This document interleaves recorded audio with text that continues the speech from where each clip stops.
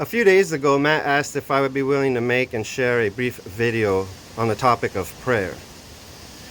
And at first I was like, man, because I don't really like making videos of myself. And two, because it's really hard to say no to Matt. But the third reason I was like, man, is because my prayer life hasn't really been up to par recently. I mean, I pray every day like I'm sure we all do. But I don't think that God would consider, I know God wouldn't consider my recent prayer life a great example.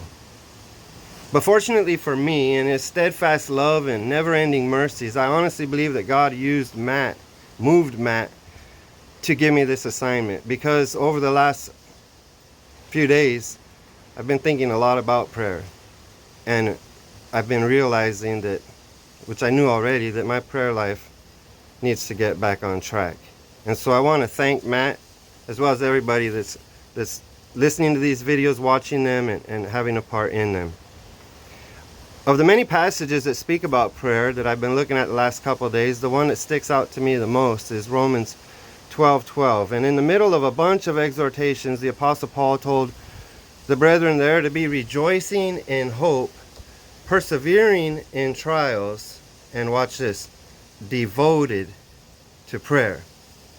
Your version might say constant in prayer or faithful in prayer, and those are all good, but I particularly liked the word devoted, as was used in the New American Standard Version. You know, the original word is proskartir, something like that.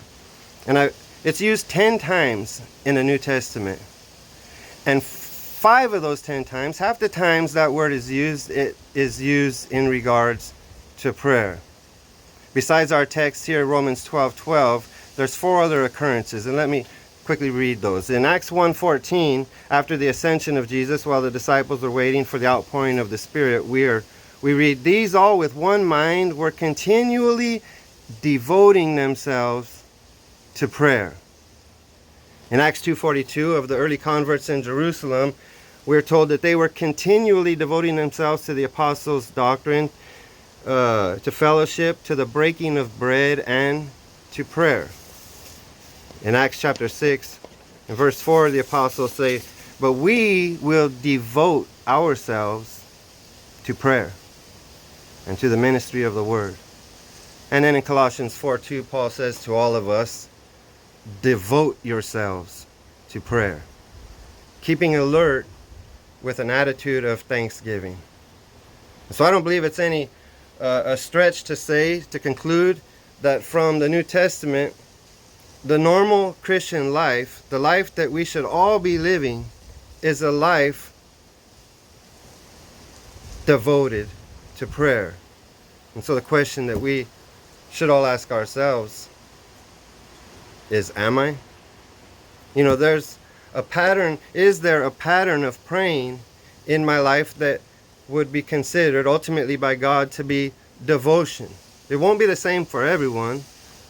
We're all at different parts of our lives, different ages and situations, but it will be something different. If we have a life devoted to prayer, it will be something significant. I mean, being devoted to prayer must be different than not being devoted to prayer, right? And either we are or we're not. You know, prayer isn't an extra add-on for extra spiritual Christians. Being devoted to prayer is not a spiritual gift that God bestows upon some Christians and other Christians don't get that gift. We should all be devoted to prayer. That's what I've realized this week. I mean, I've known all along, I've just got lackadaisical. I haven't been devoted. You know, faithful prayer life must be worked at. Homer Haley, in a book called Prayer and Providence, at the beginning, had these words that I've written in at least a few of my Bibles.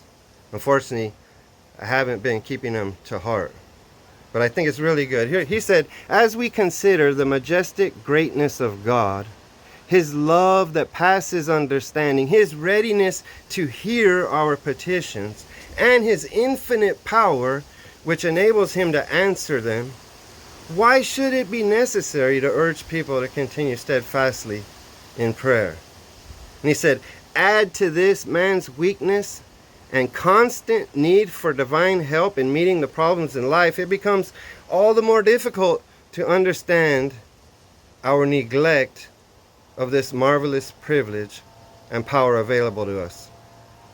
He concludes, does it not then become a sin if we omit this great responsibility and essential to spiritual growth? Do I really pray? If the answer is no, from this moment, make a change in this exercise of infinite spiritual value. May God bless you all, and may we all encourage each other to be faithfully devoted to prayer. Have a great day, everybody.